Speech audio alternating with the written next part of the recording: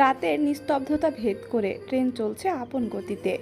জানলার বাইরে তাকিয়ে থাকতে থাকতে হঠাৎ মিলাতের খেয়াল হলো ওর খোপা খুলে গেছে। অভ্যস্ত হাতে আবারও খোপা করে নিল। তারপর ব্যাগ থেকে ফাল্গুনী মুখোপাধ্যায়ের চিতাবহিমান বইটা বের করলো। কতদিন বই পড়া হয় না, অথচ একটা সময় পাঠ্য বইয়ের ভেতর লুকিয়ে পড়তো গিয়ে।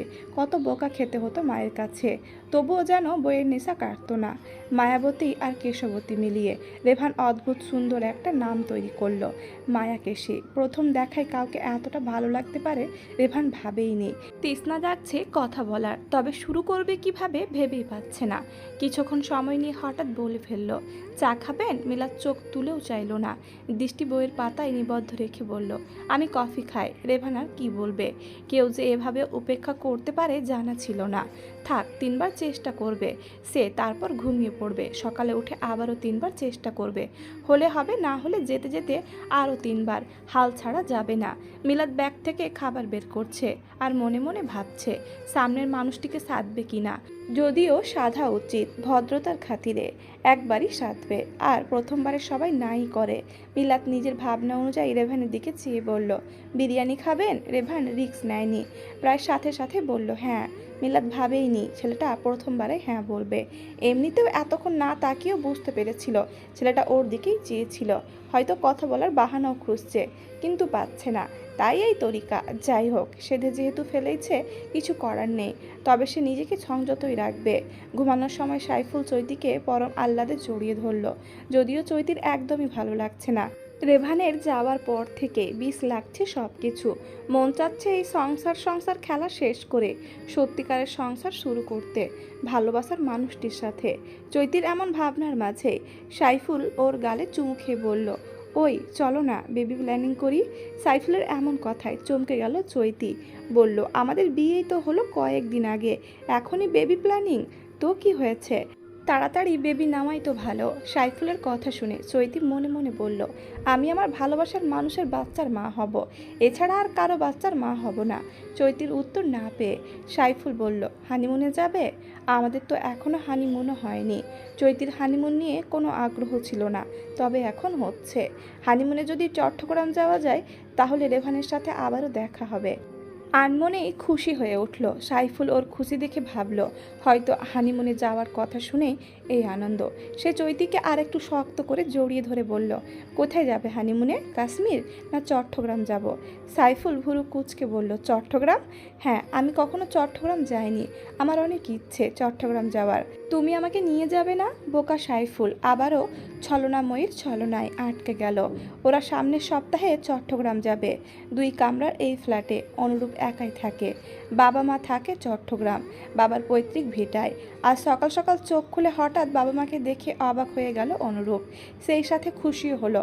বাবা মাকে সালাম করে বলল, তোমরা হঠাৎ সাত সকালে এলে যে? অনুরূপের মা কলি বেগম স্নেহের স্বরে বললেন, বারে তোকে দেখতে ইচ্ছে করে না আমাদের? তাহলে আমাকে বলতে, আমি চলে যেতাম। আমিনুল হক হেসে বললেন, কেন রে বাবা, তোর বাসায় আসায় খুশি হোসনি? অনুরূপ বাবাকে জড়িয়ে ধরে বলল, অনেক খুশি হয়েছি বাবা, কিন্তু তোমরা দুজনেই অসুস্থ, বেশি দূর জার্নি করা নিষেধ তোমাদের, তবু এই পাগলামিগুলো কেন করো? তো করবো না, একটা মাত্র ছেলে আমাদের, তোমাকে ঘিরেই তো সব পাগলামি আমাদের। কলি বেগম ছেলের গালে হাত রেখে বললেন, হয়েছে হয়েছে, এখন ঘরে গিয়ে রেস্ট নাও, রান্নার খালা একটু পরেই আসবে, ততক্ষণে চা বানিয়ে ফেলি আমি। তুই করবি কি রে? তোর মায়ের এখন রথ আছে, ছেলের জন্য সামান্য কিছু করতে পারবো না? এমন অকেজো হয়নি।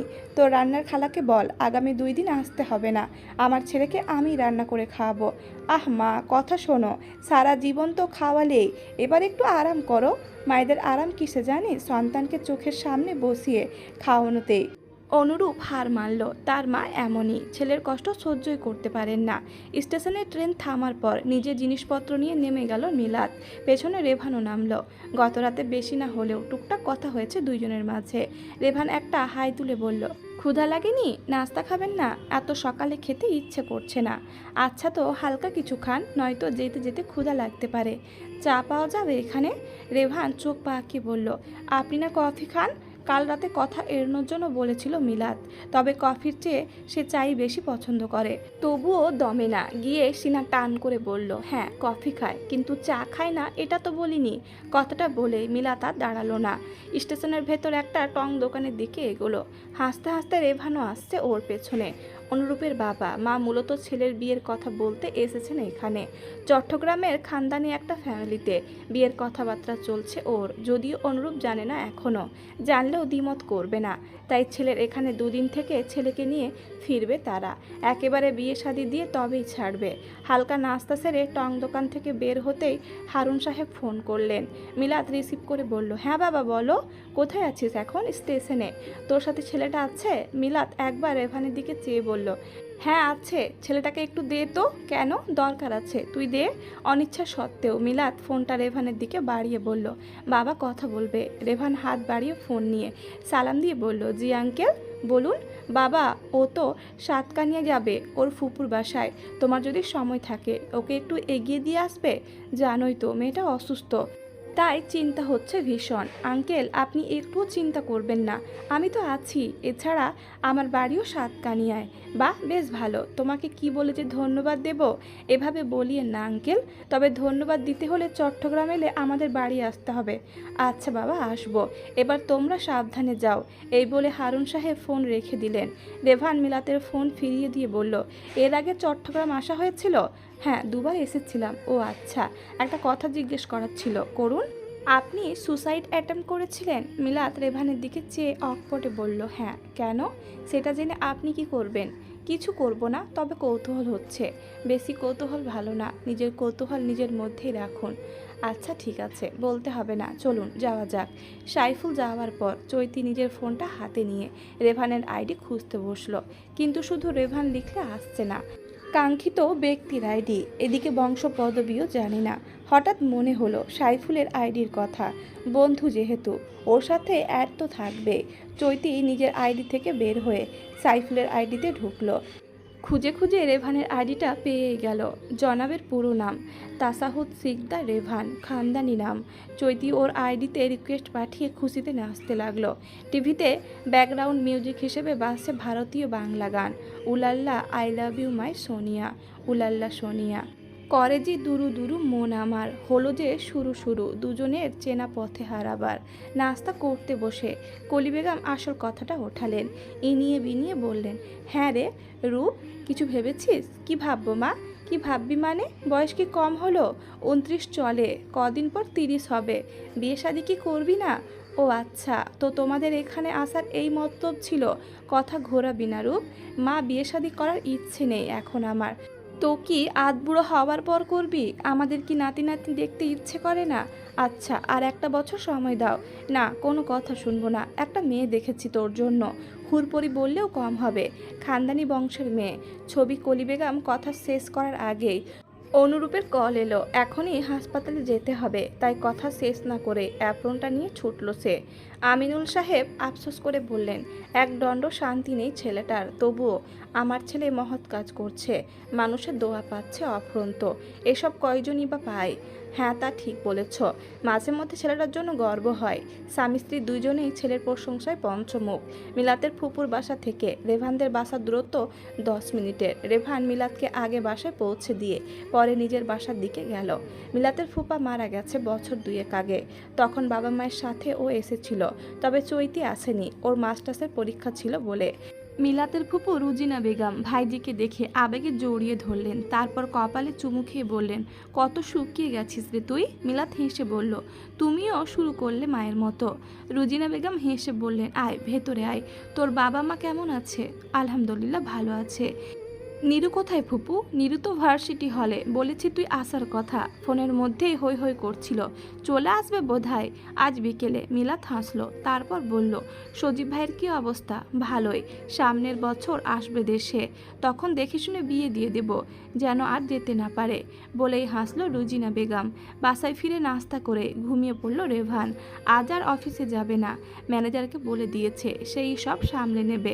উত্তর অধিকার সূত্রে পারিবারিক ব্যবসা সামলায় সে। বড় ভাই ইউনিভার্সিটির লেকচারার, তাই এসব ব্যবসা বাণিজ্য ভালো লাগে না। আর ছোট বোন অনার্স প্রথম বর্ষে পড়ছে কেবল। বিকেলে ঘুম থেকে উঠে ফোনটা হাতে নিল রেভান। কয়টা বাজে দেখার জন্য স্ক্রিনে চোখ রাখতেই মায়াকেসের হাস্যোজ্জ্বল মুখটা দেখে অজান্তেই ঠোঁট জোড়া প্রসারিত হলো। আগের প্রেমিক সত্তা কি ফিরে আসছে তাহলে? নিরু আজ আসতে পারেনি, কাল সকালে আসবে। তবে মিলাতের সাথে কথা হয়েছিল বিকেলে। মেয়েটা খুশিতে আটখানা হয়ে আছে। মিলাতেরও ভালো লাগলো। আজ অনেক দিন পর নতুন পরিবেশে ভালোই লাগছে। এদিকে ফুপু কি রেখে কি খাওয়াবে সেটার জন্য উঠে পড়ে লেগেছে। মিলাতের ভালোই লাগছে এমন আহ্লাদীপনা। সারাদিন ফুপুর সাথে থেকে রাত 11টার দিকে নিরু রুমে এলো ও। এখন থেকে এখানেই ঘুমাবে। শুয়ে ফোনটা হাতে নিতে একটা অপরিচিত নম্বর থেকে কল এলো। মিলাত প্রথমে ভাবলো রিসিভ করবে না, যদি সাইফুল বা চৈতি হয়। তারপর ভাবলো রিসিভ করে দেখা উচিত। ও রিসিভ করে কানে দিতেই ওপাশ থেকে কেউ বলল হ্যালো। মিলাত চিনতে পারলো গলার আওয়াজ। অস্ফুটে স্বরে বলল ডাক্তার। অনুরূপ চমকালো। মেয়েটা ওর কণ্ঠস্বর মনে রেখেছে। মনে মনে একটু খুশিই হলো যেন। প্রথমেই জানতে চাইলো মিলাত আপনি কেমন আছেন? আমি এখন ভালো আছি, তবে আপনি আমার নাম্বার পেলেন কোথায়? হাসপাতালে রিসেপশন ডেস্ক থেকে। তো হঠাৎ নাম্বার খুঁজে আমাকে ফোন করার কারণ কি ডাক্তার? বিশেষ কিছু না, খোঁজ খবর নিতে ফোন করেছিলাম। ও আচ্ছা, হাসপাতালে আসা সব মেয়েরই কি এভাবেই খোঁজ নেন? অনুরূপ হেসে ফেলল। ঠোঁটে মৃদু হাসি রেখে বলল জি না মিস মিলাত, শুধু আপনারই নিচ্ছি। কেন? নিজের জানের বাজি রেখে 9তলার বারান্দা থেকে পানির পাইপ বেয়ে ছাদে উঠে যে মেয়েটাকে বাঁচালাম, সে মেয়েটা এখন কেমন আছে সেটা জানতে চাওয়াটা কি অন্যায়? মোটেই না। তো মিস আপনার তো আরও একদিন থাকার কথা ছিল, আপনি চলে গেলেন কেন একদিন আগেই? আমার হাসপাতালে থাকতে ভালো লাগে না, দম বন্ধ লাগে। তাহলে কি ভালো লাগে আপনার? পাহাড় পর্বত। চট্টগ্রাম গিয়েছেন কখনো? এখন চট্টগ্রামে আছি, এর আগেও এসেছিলাম। তাই না কি? বা আমার বাড়িও চট্টগ্রামে, কাজের জন্য ঢাকায় থাকা হয় আর কি। ও আচ্ছা, আমি কিছুদিনের জন্য এসেছি ফুপুর বাসায়, তারপর আবার ঢাকায় ফিরবো। হাওয়া বদল করে আসুন, ভালো লাগবে। ধন্যবাদ ডাক্তার। তো মিস মিলাত আপনি ভালো থাকুন, সুস্থ থাকুন, নিজেকে ভালোবাসুন আর নিজের খেয়াল রাখুন। আবারও কথা হবে। শুভরাত্রি। শুভরাত্রি ডাক্তার। ফোন রেখে অনুরূপ ইজি চেয়ারের শরীর ছেড়ে দিয়ে চোখ বুজল।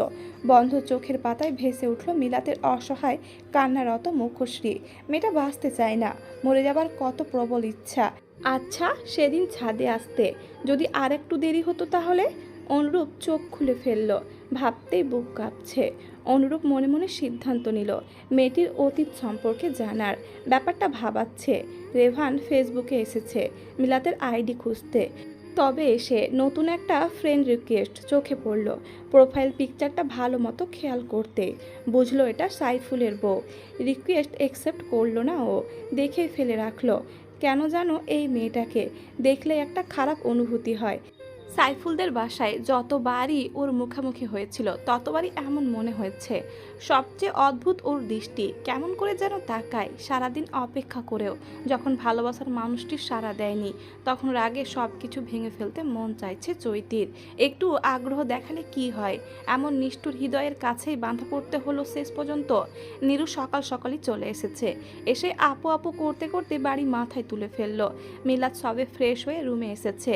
নিরুর গলা শুনে বাইরে বেরিয়ে আসতেই নিরু প্রজাপতির মতো উড়ে এসে মিলাতের গলা জড়িয়ে ধরল। মিলাত হাসতে হাসতে বলল তুই একদম পাল্টাসনি নিরু। নিরু ঠোঁট উল্টে অভিমানী স্বরে বলল তুমি আমাকে একদমই ভুলে গেছো আপু। না রে পাখি, ভুলিনি তোকে। হ্যাঁ হয়েছে, আমি সব জানি। তোমাকে আর আমি যেতে দেব না। আচ্ছা ঠিক আছে, আমি তোর সাথেই থেকে যাব। পাক্কা? পাক্কা। রুজিনা দুই বোনের কাণ্ড দেখে বললেন তোরা দুইটা পারিস বটে। নিরু মুখ বাঁকিয়ে বলল মা তুমি কি জেলাস? আমি জেলাস হতে যাব কেন? না, আমার মনে হচ্ছে তুমি জেলাস। তোর কোনো বান্ধবী নেই তাই। মিলাত তোর আগে আমার বান্ধবী, বুঝেছিস? মানি না, মানবো না। আপু বলো তো তুমি কার বান্ধবী? মিলাত দুই মা মেয়ের দিকে একবার চেয়ে হঠাৎ ভেঙচি দিয়ে ভেতরের ঘরের দিকে যেতে যেতে বলল আমি শাকচুন্নিদের বান্ধবী হয় না। দুপুরের খাবার খেতে বসে রুজিনা বললেন সন্ধ্যায় একটা হলুদের দাওয়াত আছে, তোর ফুপার বন্ধুর ছেলের বিয়ে। ভাইজান অনেক করে বলেছেন যাওয়ার জন্য। দুই বোনে রেডি হয়ে থাকিস, পার্লারে যাওয়ার হলে খেয়ে বের হ। মিলাদ গাইগুই করে বলল ফুপু আমি যাব না, তোমরা যাও। মিলাদের কথা শুনে নিরীহ বাচ্চাদের মতো বলল আপু না গেলে আমিও যাব না। দুটোকে ঝাড়ুপেটা করলে তারপর সব ভূত নামবে। ফুপু ওরা তো তোমাদের দাওয়াত দিয়েছে, আমি গিয়ে কি করব? তো তুই আমার মেয়ে না? হ্যাঁ, কিন্তু কোনো কিন্তু নেই। ঘরে বসে বসে থাকলে আরও হতাশা বাড়বে। তার চেয়ে মানুষের সাথে মিশলে ভালো লাগবে। চট্টগ্রাম এসেছিস ঘরে বসে থাকার জন্য না। দরকার হয় দুটো প্রজাপতির ডানা লাগিয়ে উড়ে বেড়াবি, তবুও থেমে থাকবি না। আচ্ছা আচ্ছা, যাব আমি। এবার খুশি? নীরু উচ্ছ্বাসে বলে উঠল, খুশি। রুজিনা মেয়ের মাথায় গাঁটটা মেরে বললেন, কবে বড় হবি তুই? অনার্স ফার্স্ট ইয়ারে পড়া মেয়ের এখনও বাচ্চামি যায় না। মিলাদ ফুপিকে থামিয়ে দিয়ে বলল, থাক না ফুপু, ও এভাবেই সুন্দর। বিকেল 5:30টায় অফিস থেকে ফিরেছে রেভান। অন্যদিন ফিরে একটু রেস্ট নেয়, তবে আজ রেস্ট নেওয়ার একদমই সময় নেই। রেডি হয়ে বের হতে হবে। একদম পিচ্চিকালের বন্ধুর বিয়ে, মিস দেওয়াই যাবে না। বাসন্তী রঙের পাঞ্জাবি, সাদা পাজামা আর চুলগুলোকে পরিপাটি করে নিজের বাইক নিয়ে বেরিয়ে পড়ল ও। রুজিনা বেগম, নীরু আর মিলাদ মাত্রই হলুদে উপস্থিত হলো। অনেক মানুষ ইতিমধ্যেই চলে এসেছে। অনেক বলার পরও মিলাদ হলুদ শাড়ি পরেনি, ধূসর রঙের একটা মণিপুরি শাড়ি পরেছে। তবে নীরু পরেছে হলুদ আর রুজিনা বেগম অফ হোয়াইট রঙের শাড়ি পরেছেন। রেভান হলুদে আসার পরই বন্ধুরা ওকে ঝেঁকে ধরলো গ্রুপ সেলফি তোলার জন্য। একে একে সবাই দাঁড়ানোর পর বন্ধুদের একটা গ্রুপ সেলফি তোলা হলো। সেলফি তোলার পর রেভান ছবিটা আপলোড করলো। তারপর ছবিটা ভালো করে লক্ষ্য করতে দেখলো পেছনে মিলাতের মতো একটা মেয়ে দাঁড়িয়ে হাসছে আর একটা মেয়ের সাথে। রেভান তৎক্ষণাৎ পুরো জায়গাটাই চষে ফেললো, তবুও মিলাতের দেখা পেল না। কিন্তু মেয়েটা স্পষ্ট মিলাতি ছিল। গেল কোথায়?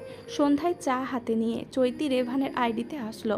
এখন সকাল বিকেল ওর আইডিতে ঘোরায় দৈনন্দিন কাজের তালিকায় যোগ হয়েছে। রেভান একটা নতুন ছবি আপলোড করেছে, হয়তো কারো হলুদের ছবি। কিন্তু ছবিটা জুম করে দেখতেই চৈতির মাথা গরম হয়ে গেল। মিলাত, এই মেয়ে এখানে কি করছে?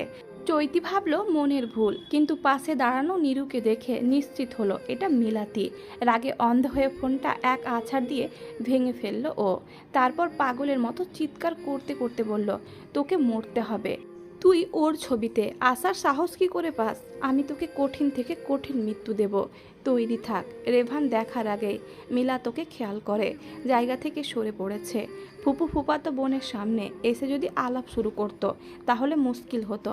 আপাতত এই লোক থেকে মুখ বাঁচিয়ে চলতে হবে। মিলাদকে না পেয়ে হতাশ হয়ে আবার বন্ধুদের কাছে চলে এলো রেভান। বন্ধুরা সব একসাথে হওয়ায় তুমুল আড্ডা চলছে।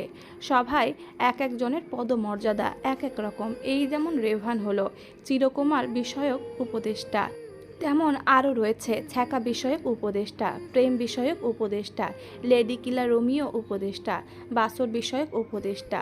এখন শুরু হবে হলুদ। প্রথমে গুরুজনেরা শুরু করবে, শেষ হবে বন্ধুদের দিয়ে। নীরু তখন থেকে মিলাদকে বলে যাচ্ছে হলুদের স্টেজের সামনে যাওয়ার জন্য, কিন্তু মিলাদ রাজি হচ্ছে না। তাই গাল ফুলিয়ে বসে আছে মেয়েটা। মিলাদের খারাপ লাগলো, তাই সে একটু ভাবলো কি করা যায়। মাথায় একটা বুদ্ধি আসতেই বলল, তোর কাছে মাস্ক হবে? নীরু ভুরু কুচকে জিজ্ঞেস করলো, কেন? আমার এত মানুষের ভিড়ে অস্বস্তি হয়, মাস্ক পরলে একটু কম লাগে। তো এটা আমাকে আগে বলবা না? আছে মাস্ক, দাঁড়াও দিচ্ছি। নীরু নিজের পার্স থেকে একটা মাস্ক বের করে দিল। এটা অনেক দিন আগে রেখেছিল, তবে পরা হয়নি। মিলাত মাস্কটা পরার পর নীরু ওর হাত ধরে চলল স্টেজের দিকে। মিলাত মনে মনে শুধু এটাই চাইছে যেন রেভান ওকে খেয়াল না করে। অনুরূপ আজ হাসপাতাল থেকে ফিরেছে রাত 10টায়। হঠাৎ একটা এমার্জেন্সি পড়ে যাওয়ায় দেরি হয়ে গেছে। কলি বেগম ছেলেকে দেখেই বললেন, ক্লান্ত লাগছে রে? হ্যাঁ মা। অনুরূপ মায়ের দিকে এগোতে এগোতে বলল, যা গোসল সেরে আয়, তারপর একসাথে খাবো। তোর বাবাও খায়নি, ছেলের সাথে খাবে বলে বসে রয়েছেন, সস্নেহে বললেন কলি বেগম। অনুরূপ মৃদু হেসে বলল, আচ্ছা আসছি। রুমে এসে মায়ের কথা মতো প্রথমে গোসল সেরে নিল অনুরূপ। তোয়ালি দিয়ে মাথা মুছতে মুছতে ফোন হাতে নিতে দেখলো একটা মেসেজ এসেছে, সব ইনফরমেশন পেয়ে গেছি, ফ্রি হয়ে কল করিস। মেসেজটা দেখে ভাবলো কল করবে পরক্ষণে। মনে হলো বাবা মা বসে আছে ওর জন্য, তাদের অপেক্ষা করানো ঠিক হবে না। তাই ফোনটা রেখে চলে গেল খাবার টেবিলে। আমিনুল হক ছেলের পাতে রুই মাছের বড় টুকরো দিয়ে বললেন, আজ আমি বাজার করেছি। কেন? আমি তো জামাল কাকাকে বলে গিয়েছিলাম বাজার করে দেওয়ার জন্য। হ্যাঁ, তোর জামাল কাকার সাথে আমিও গিয়েছিলাম। ওই বেটা মাছ চেনে না, পচা মাছ নিয়ে আসছিল। পরে আমি বেছে কয়েক দোকান দেখে বড় একটা রুই মাছ এনেছি তোর জন্য। কথাটা বলেই আমিনুল হক হাসলেন, সাথে অনুরূপ আর কলি বেগম দুজনেই তাল মেলালো। বাবা মায়ের সাথে টুকটাক আলাপ আলোচনা করতে করতে খাওয়া শেষ করে উঠতে আমিনুল হক বললেন, তোর সাথে কথা আছে, একটু বস। কি কথা বাবা? অনুরূপ পুনরায় বসে প্রশ্ন করল, কাল রাতে ট্রেনের টিকিট করেছি 3টা, ছুটি নিয়ে নিস হাসপাতাল থেকে। আমাকে না বলেই করে ফেললে। তোকে বললে তুই হাজার বাহানা করতি, কিন্তু বাবা কোনো কিন্তু নেই। অনুরূপ দ্বিমত করলো না আর রুমে এসে কথা মতো কল করলো। ওপাশ থেকে ডিটেকটিভ হিমেল বলল, মেয়েটার নাম মিলাদ, বয়স 24, শর্ট ডিভোর্স হয়েছে। বিয়ের 6 মাস পর স্বামী ডিভোর্স দেয়, যদিও তাদের প্রেমের বিয়ে। অনুরূপ ভুরু কুঁচকে বলল, কেন? ইন্টারেস্টিং বিষয়টা এখানে, মেয়েটার বড় বোন ছিল অবিবাহিত, তার সাথে পরকীয়া প্রেমে জড়িয়ে মেয়েটাকে ডিভোর্স দেয় ওর স্বামী। পরবর্তীতে ওর বড় বোনকে বিয়ে করে সে। অনুরূপ খুব একটা চমকালো না, কারণ সে কিছুটা আন্দাজ করেছিল। সে বন্ধু হিমেলকে বলল, আর কিছু জেনেছিস? আপাতত এই পর্যন্তই। এখন বলতো এই মেয়ে কি করেছে, কেন এর পেছনে পড়েছিস তুই? মেয়েটা নিজের অজান্তেই ওর সম্পর্কে জানার কৌতূহল তৈরি করেছে আমার মনে। সে কি তুই প্রেমে পড়েছিস? আরে না, মনে তো হচ্ছে। তোর তো কত কিছুই মনে হয়, সেগুলো ধরতে নেই। বাসায় সবাই কেমন আছে? ভালো আলহামদুলিল্লাহ। আঙ্কেল আন্টি কেমন আছে? আলহামদুলিল্লাহ। আচ্ছা বন্ধু, রাখছি। আচ্ছা। কথা শেষ করে অনুরূপ ভাবতে লাগলো, কি এমন কারণে ওর বড় বোন এমনটা করলো বন্ধুদের মাঝে। এখন রেভানের হলুদ লাগানোর পালা। সে স্টেজে উঠে বন্ধুকে হলুদ লাগিয়ে একটু দুষ্টুমি করে যখন স্টেজ থেকে নামবে, তখনই মাস্ক পরা মিলাতের দিকে চোখ গেল। কোনো সন্দেহ নেই, সে চোখ দেখে চিনতে পারল মিলাতকে। কিন্তু ও মাস্ক পরেছে কেন? কোনো সমস্যা হচ্ছে? রেভান স্টেজ থেকে নেমে ওর দিকে এগিয়ে আসতে নিলেই মিলাত ভয় পেল। যেটার ভয় পাচ্ছিল সেটাই হলো। এখন কি করবে ভাবতে ভাবতেই হুট করে একটা লোক এসে রেভানকে জড়িয়ে ধরল আর উচ্চ স্বরে হেসে বলল, আর রেভান, অনেকদিন পর দেখলাম তোমাকে। কেমন আছো? এই তো আঙ্কেল, ভালো। আপনি? আমিও ভালো আছি আল্লাহর রহমতে। তা ব্যবসা ভালো চলছে তো? হ্যাঁ আঙ্কেল, আলহামদুলিল্লাহ। লোকটার সাথে কথা বলা শেষ হতেই রেভান মিলাদকে খুঁজল, কিন্তু পেল না। এবারও বুঝতে পারলো মেয়েটা ওর থেকে মুখ বাঁচিয়ে চলছে। রেভান হাসলো, মনে মনে বলল, দ্বিতীয়বার যেহেতু প্রেমে পড়েছি, পূর্ণতা আমি দিয়েই ছাড়ব। আমার মতো বেহায়া, জেদি আর একরোখা প্রেমিক তুমি দেখনি মায়াকেশি। চৈতি ভাবল সে সাইফুলকে ডিভোর্স দেবে, আজ আসলেই বলবে ডিভোর্সের কথা। সেই প্রস্তুতি নিয়েই রেখেছিল, কিন্তু যখন সাইফুল এলো ওর জন্য ফুলের তোড়া নিয়ে, তখন সাময়িক খুশি হয়ে কথাটা ভুলে গেল। তবে খাবার টেবিলে বসে যখনই বলবে কথাটা, তখনই সাইফুল বলল, চট্টগ্রাম যাবার সব ব্যবস্থা হয়ে গেছে, তুমি গোছগাছ শুরু করো, আমি ছুটি পেয়েছি। কথাগুলো শুনে নিজের কথাটা আর বলল না চৈতি।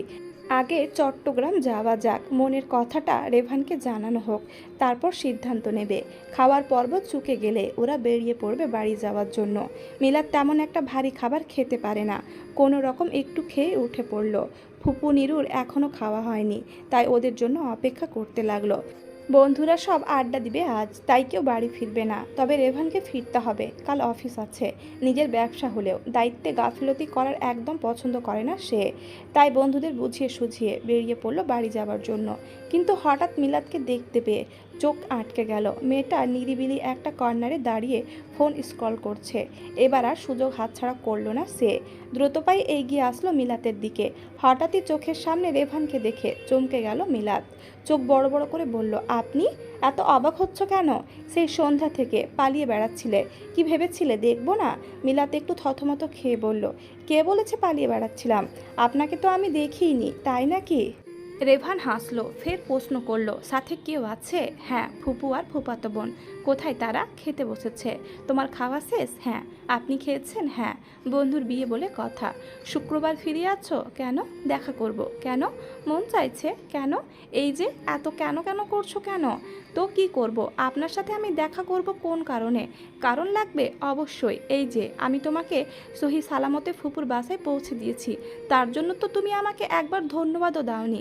আচ্ছা ধন্যবাদ চলবে না। তখন দিলে এই ধন্যবাদ নিতাম, কিন্তু বাসি ধন্যবাদ আমি নিব না। তাহলে তাহলে আবার কি? শুক্রবার দেখা করে কফি খাওয়াবা। কারণ চেয়েছিলে না, এই যে কারণ দিলাম। এবার কিন্তু দেখা করতেই হবে। মিলাদ ভেঙচি কেটে বলল, করব না, দেখা যাবে। তোমার ফোন নাম্বার দাও। দিব না। তাহলে তোমার ফুপুর বাসার সামনে গিয়ে বসে থাকবো। অসহ্য, মিলাদ বিরক্ত হয়ে বলল। রেভান হেসে ফেলল। মেয়েটাকে রাগাতে কিন্তু ভালোই লাগছে। তারপর বলল, বিরক্ত আমি তোমাকে করবই। এখন পছন্দ করো তুমি কিভাবে বিরক্ত হতে চাও, ফোনে নাকি সরাসরি? উপায়ন্তর না পেয়ে মিলাদ বলল, ঠিক আছে, নাম্বার টাইপ করুন, তুমি বলো, আমার মনে থাকবে। মিলাদ নাম্বারটা বলল। রেভান মনে মনে 2-4 বার আওড়ে নিয়ে বলল, ঠিক আছে, সাবধানে বাসায় যাও, শুভরাত্রি, আসছি বলে বিয়ে বাড়ি ছাড়ল। রেভান যাওয়ার 2 মিনিট পর নিরু আর ফুপু এলো। তারপর ওরাও বেরিয়ে পড়ল। পুরো ওয়ার্ডে রাউন্ড দিয়ে এসে নিজের কেবিনে বসলো অনুরূপ। তখনই ফোন দিয়েছে মা। কলি বেগম জানতে চাইলেন, কিরে ছুটি নিয়েছিস? হ্যাঁ মা নিয়েছি, আসবি কখন? ঠিক নেই, সন্ধ্যায় আসতে পারি। আচ্ছা, দুপুরে খাবার পাঠিয়ে দিবনি তোর জামাল কাকাকে দিয়ে। লাগবে না মা, এখান থেকে খেয়ে নেব আমি। লাগবে নাকি? আমি থাকতে তুই বাইরে কেন খাবি? আচ্ছা মা জননী, আপনি পাঠিয়ে দিয়েন। মায়ের সাথে কথা শেষ করে ফোন রাখলো অনুরূপ। তারপর একটু ফেসবুকে মারতেই দেখলো তাসিন জামাল নিরু এই আইডি থেকে মিলাতের আইডি ট্যাগ করে একটা ছবি পোস্ট করা হয়েছে কাল রাতে, হয়তো কোনো বিয়ে বাড়িতে তোলা। অনুরূপ মিলাতের মুখের দিকে তাকালো। হাস্য উজ্জ্বল মুখেও কেমন বিষণ্ণতার ছাপ। সবাই যেখানে হলুদ শাড়ি পরেছে, মেয়েটা পরেছে ধূসর। জীবন কি এমনই রঙহীন ধূসর হয়? দুই বোনই বেশ বেলা করে ঘুমিয়েছে। রুজিনা বেগম বারবার ডেকেও কাউকে ঘুম থেকে ওঠাতে পারেননি। অবশেষে বেলা 12টায় উঠল তারা। রুজিনা বেগম কপট রাগের ভঙ্গিতে বললেন, এই তোদের ওঠার সময়? নিরু হাই তুলে বলল, মা খিদে পেয়েছে, হাত মুখ ধুয়ে ফ্রেশ হয়ে আয়। মিলাত আর নিরু দুজনেই হাত মুখ ধুয়ে টেবিলে এসে বসলো। নাস্তা খেতে খেতে নিরু বলল, আপু পুরাননগর যাবা? কেন রে? আজ থেকে মেলা বসবে। তাই নাকি? তাহলে আজ না কাল যা, কারণ আজ সব দোকান বসবে, কাল সব ভালোভাবে বসলে পরে যাস। হ্যাঁ ঠিক বলেছ। তাহলে আজ বিকেলে ঘুরতে যাবা? কোথায়? বৈলাতলি লেকে। ঠিক আছে চল। নিরু মাকে ডেকে বলল, মা তুমি বৈলাতলি লেকে যাবা? আমি 1000বার গিয়েছি, তোরা গিয়ে ঘুরে আয়, আমার আজ তালিম আছে। আচ্ছা। বান্ধবীর বিয়ে শেষ করে বান্ধবীকে বিদায় দিয়ে আজ বিকেলে বাসায় ফিরেছে নাইমা। সাহেলা বেগম মেয়েকে তখন কিছু না বললেও সন্ধ্যায় মেয়ের ঘরে আসলেন। মাকে দেখে নাইমা একটু ভয় পেল। মা কি জেনে গেছে সে যে মাসফিকের সাথে পালিয়েছিল? মনে মনে দোয়া পড়তে পড়তে নাইমা বলল, কিছু বলবা মা? হ্যাঁ বলতেই এলাম, তোর বাবা আর আমি একটা ছেলে পছন্দ করেছি তোর জন্য।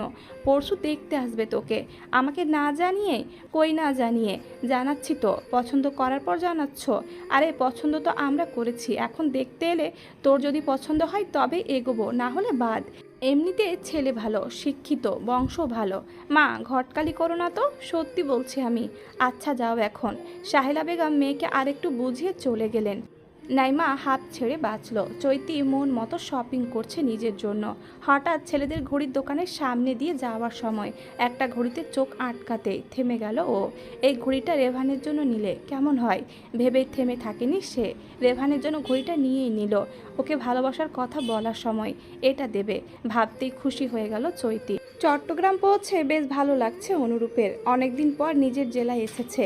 কাজের জন্য তেমন একটা আশা হয় না, আসলেও থাকা হয়নি বেশি। এবারও মাত্র 2 দিনের জন্য এসেছে সে, তাও আবার বাবা মায়ের জোরাজোরিতে। আর এই আসার কারণটা অনুরূপ জানে, তবে মন থেকে এখনই কাউকে আপন করার অনুমতি আসেনি। সকালে নাস্তার পর চা খেতে খেতে রুজিনা বেগম জিজ্ঞেস করলেন, হ্যাঁ রে মিলাত, কি সিদ্ধান্ত নিলি জীবন নিয়ে? এরপর কি করবি? মিলাত চায়ে চুমুক দিতে দিতে কিছুটা চিন্তিত ভঙ্গিতে বলল, ভাবছি জব করব, পাশাপাশি মাস্টার্সে ভর্তি হব। ভালো সিদ্ধান্ত, নিজেকে গড়ে নে। হ্যাঁ, বাবা মাকে অনেক কষ্ট দিয়েছি, এখন আর তাদের ওপর বোঝা হয়ে থাকতে চাই না। সন্তান বাবা মায়ের ওপর কখনোই বোঝা হয় না রে। তবে চিন্তা হয় তারা চলে গেলে তোকে দেখবে কে? সব কিছু টাকা দিয়ে হয় না। জীবনে চলতে গেলে বিশ্বস্ত কাউকে পাশে সবসময় প্রয়োজন। মিলাত তাচ্ছিল্যের হাসি দিল, বিদ্রুপের স্বরে বলল, বিশ্বাস করেছিলাম তো ফুপু, কি হলো বলো? শেষ পর্যন্ত জীবনের প্রতি মায়া হারিয়ে ফেলেছি। এখন পৃথিবীতে সবচেয়ে বেশি ভয় পায় কাউকে বিশ্বাস করাটা। রুজিনা বেগম বুঝতে পারলেন মেয়েটা আর আগের মতো নেই। হৃদয়ের গভীরে তৈরি হয়েছে গভীর এক ক্ষত। সেই ক্ষত শুকিয়ে যেতে লাগবে বহুদিন, তবে দাগ থেকে যাবে চিরদিন।